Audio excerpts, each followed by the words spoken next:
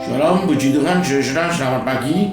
Selamat kita bertemu kembali di dalam kasih Tuhan kita, Tuhan Yesus Kristus. Saya percaya sampai hari ini kita semua masih terpelihara dengan baik oleh kasih Tuhan. Kita masih ada di dalam perlindungan Tuhan, dan kita masih mengalami berkat-berkat Tuhan yang luar biasa dalam hidup kita. Amin, puji Tuhan, saudara. Mari kita membuka Alkitab kita pada pagi hari ini, yang akan kita baca bersama-sama di dalam 1 Korintus pasal 13 ayat yang ke-13. Demikian bunyi firman Tuhan. Demikianlah tinggal ketiga hal ini, yaitu iman, pengharapan, dan kasih. Dan yang paling besar di antaranya ialah kasih.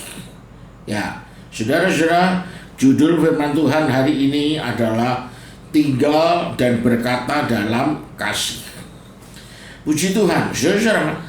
Firman Tuhan yang baru saja kita baca jelas mengatakan bahwa antara iman, pengharapan, kasih, yang paling besar itu adalah kasih.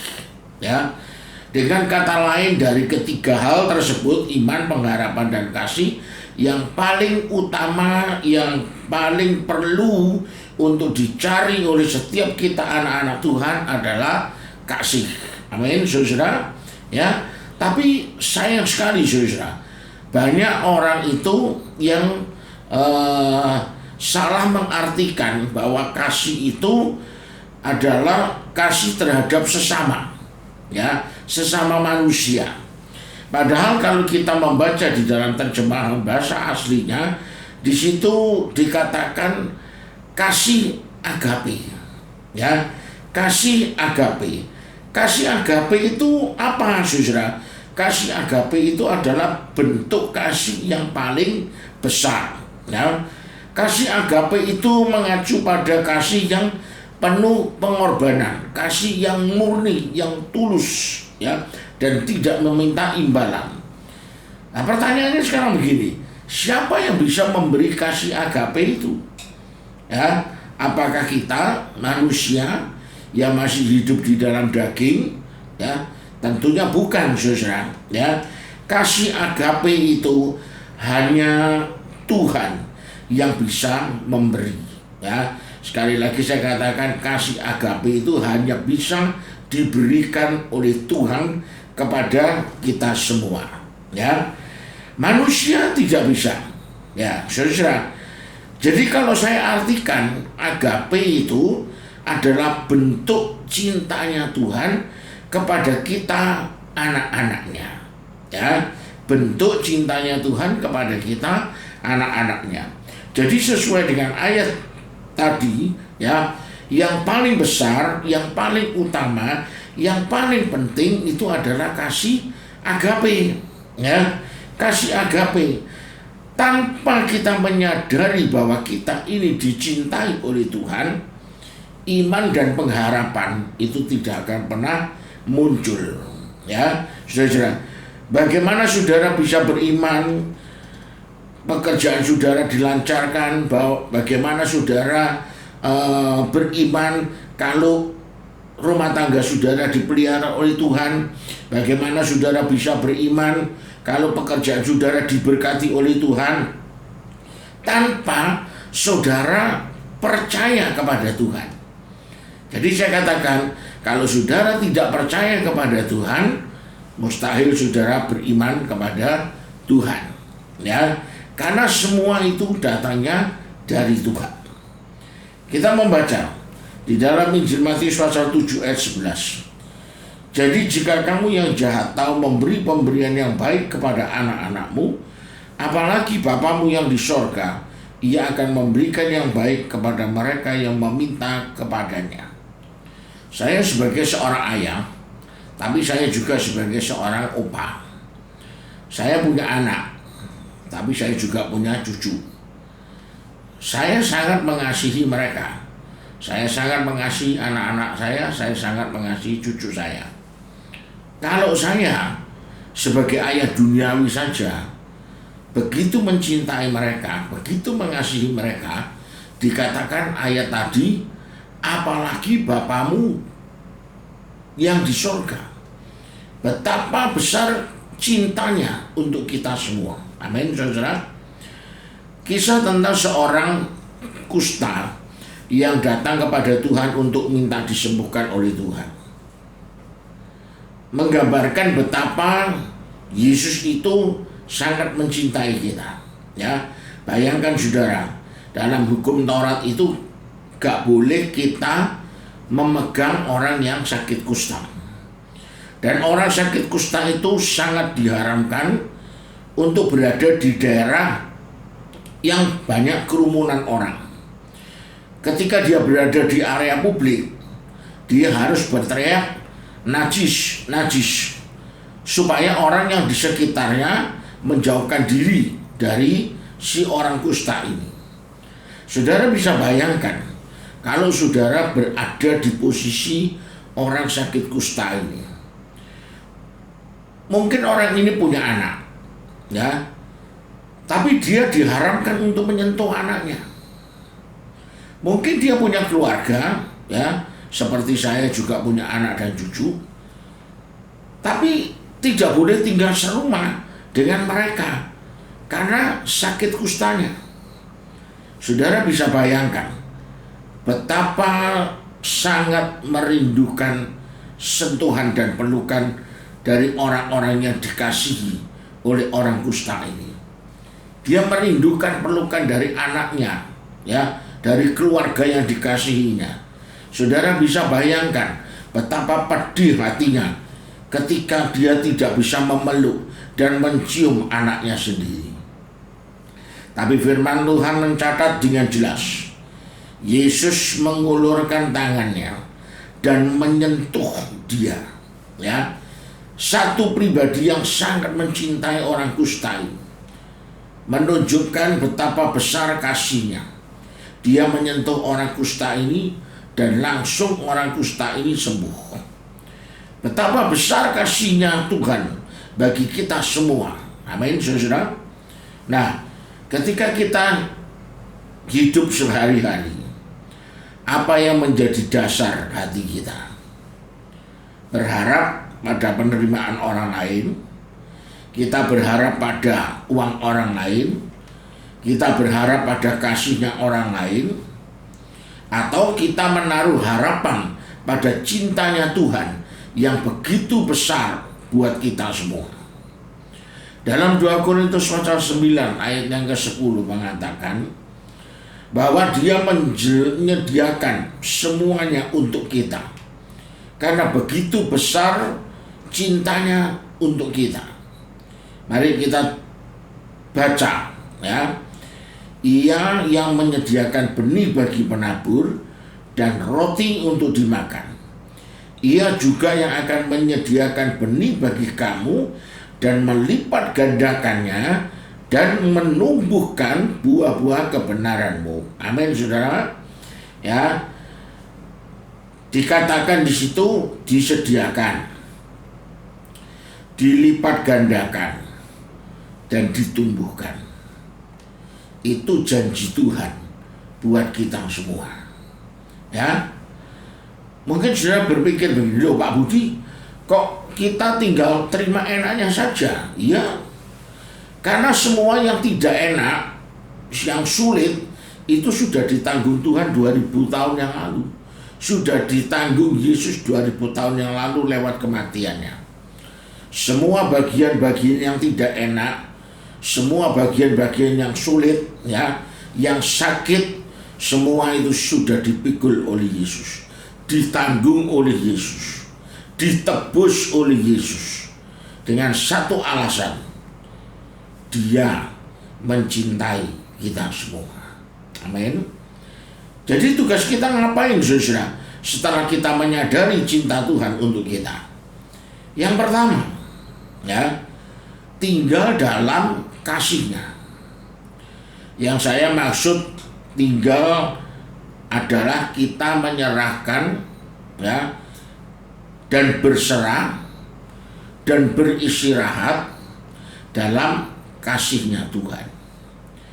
Sama seperti saya kalau ngomong saya tinggal di rumah, artinya saya beristirahat di dalam rumah. saya tenang di dalam rumah. Saya merasa aman kalau ada di dalam rumah. Saya diproteksi oleh rumah saya. Begitu juga ketika kita tinggal di dalam kasih-Nya Yesus, maka kita beristirahat dalam kasih Yesus. Kita tenang dalam kasih Yesus, merasa aman dalam kasih Yesus. Kita diproteksi oleh kasih Yesus. Amin, saudara. Yang kedua adalah seperti judul firman hari ini, berkata dalam kasih. Amsal 18 ayat 21 mengatakan, hidup dan mati dikuasai lidah. Siapa suka menggemakannya akan memakan buahnya.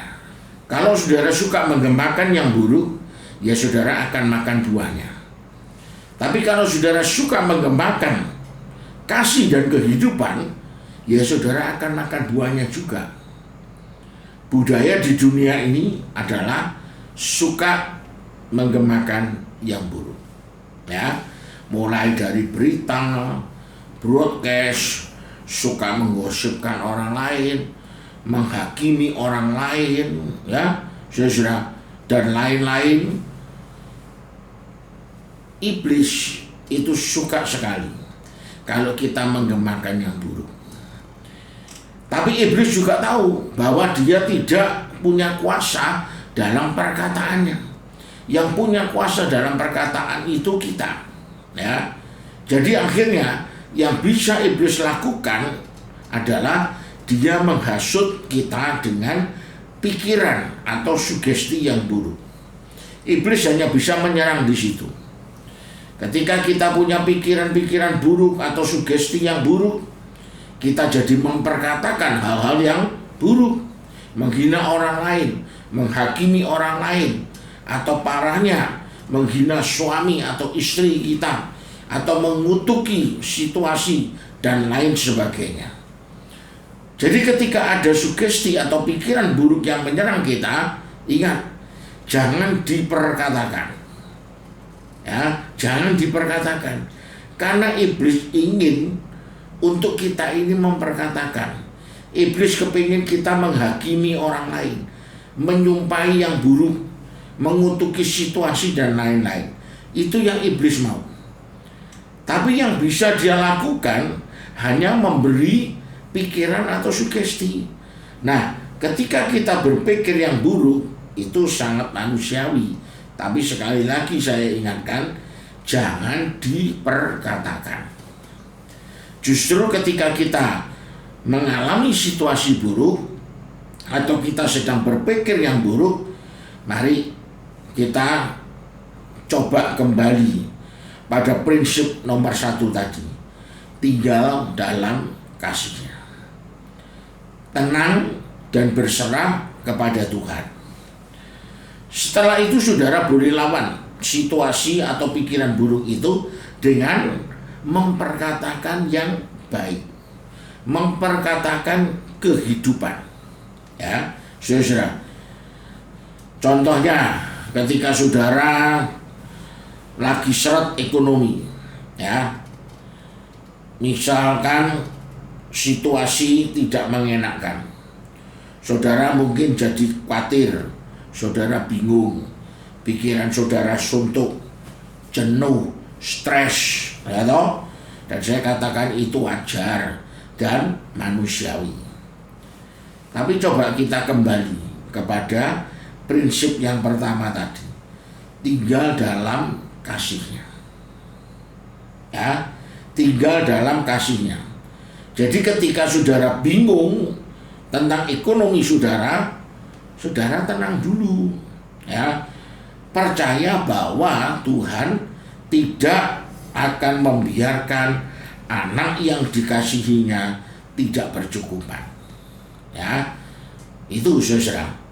Burung di udara saja Tuhan pelihara, apalagi kita anak-anaknya yang lebih berharga. Amin, saudara. Nah, sesudah itu saudara memperkatakan kehidupan, ya, seperti di Amsal tadi, perkataan kehidupan aku percaya bahwa aku ini adalah anak Tuhan yang berharga. Tuhan tidak akan membiarkan aku kekurangan. Maka aku memperkatakan kelancaran dan kehidupan dalam pekerjaanku, dalam bisnisku, dalam jualanku, dan lain-lain. Ya. Nah, seperti itulah saudara harus lakukan. Jadi jangan biarkan pikiran buruk yang ada di dalam kepala kita termanifestasi jadi perkataan. Sayang saudara-saudara, Tuhan itu kepingin kita ini memperkatakan kehidupan. Nah, saudara tinggal mau pilih yang mana. Mau tinggal dan memperkatakan hal yang buruk, atau saudara mau tinggal dan memperkatakan kasih dan kehidupan. Saudara yang tentukan. Tidak ada yang lebih buruk daripada hidup tanpa iman, pengharapan, dan kasih. Tapi fondasi untuk bisa mempunyai iman dan pengharapan itu adalah kasih agape. Kasih Tuhan buat saudara dan buat saya. Ketika saudara mengerti, menghidupi, tinggal, dan memperkatakan kasih agape itu, maka saudara akan hidup jadi orang yang sangat beriman. Saudara akan jadi orang yang punya pengharapan yang luar biasa. Mari saudara, bagi saudara yang rindu untuk bisa terus tinggal di dalam kasih Tuhan, untuk saudara bisa terus memperkatakan kasihnya Tuhan, mari kita menundukkan kepala dan saya akan berdoa untuk saudara. Maha besar Bapa kami yang dalam surga, pada pagi hari ini kami berdoa Tuhan untuk seluruh jemaat Tuhan, untuk semua mereka yang melihat ibadah online ini. Tuhan, tolonglah kami Tuhan, ajarlah kami, mampukan kami untuk tinggal di dalam kasih Tuhan, untuk senantiasa memperkatakan tentang kebaikan Tuhan, tentang kehidupan, untuk kami boleh membiasakan diri kami Tuhan, bukan memperkatakan yang buruk atau menghakimi orang lain, tapi kami boleh memperkatakan perkataan-perkataan Tuhan, perkataan yang membangun, baik membangun iman kami maupun membangun sesama kami. Tolonglah kami ya Tuhan, mampukan kami untuk tinggal di dalam kasih Tuhan dan berkata di dalam kasih-Nya Tuhan. Terima kasih untuk firman-Mu. Berkati kami semua yang melihat dan mengikuti ibadah online ini Tuhan. Engkau tahu setiap kebutuhan kami masing-masing, Engkau tahu setiap pergumulan kami masing-masing. Apapun yang dihadapi oleh anak-anak-Mu pada pagi hari ini, kami percaya semua akan dipulihkan oleh Tuhan, akan ditolong oleh Tuhan. Berkati kehidupan mereka, berkati usaha pekerjaan mereka, berkati bisnis mereka, dan apa saja yang mereka kerjakan, Tuhan memberkati mereka. Terima kasih ya Bapak, berikan kesehatan, kekuatan bagi kami semua, untuk kami boleh terus eksis di dalam kami menjalani hidup ini. Terpujilah nama-Mu. Dalam nama Tuhan Yesus kami berdoa. Amin. Puji Tuhan, saudara. Saya terus mengingatkan untuk kita jaga diri baik-baik, ya, jaga kesehatan kita, ikuti anjuran-anjuran pemerintah, ya, supaya kita boleh tetap sehat, kita tetap kuat. Banyak berdoa, baca firman Tuhan, ya, bangun komunikasi hubungan yang baik dengan Tuhan, maka Tuhan akan memberkati kita semua. Amin.